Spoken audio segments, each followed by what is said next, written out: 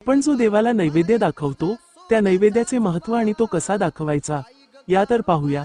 देवाला जो नैवेद्य दाखवतो तो आपल्याला ग्रहण पण करता आला पाहिजे, म्हणजेच नैवेद्य ईश्वराला अर्पण करता येण्यासारखं आणि त्याला देता येण्यासारखं कुठलीही खाद्यवस्तू खाद्यपदार्थ म्हणजे नैवेद्य।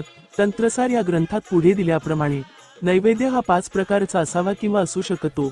त्या ग्रंथात असं म्हटले आहे की जे निवेदनीय असेल ते प्रशस्त आणि पवित्र असावे, ते भक्षणाला योग्य असावे आणि 5 प्रकारचे असावे, त्यालाच नैवेद्य म्हणतात।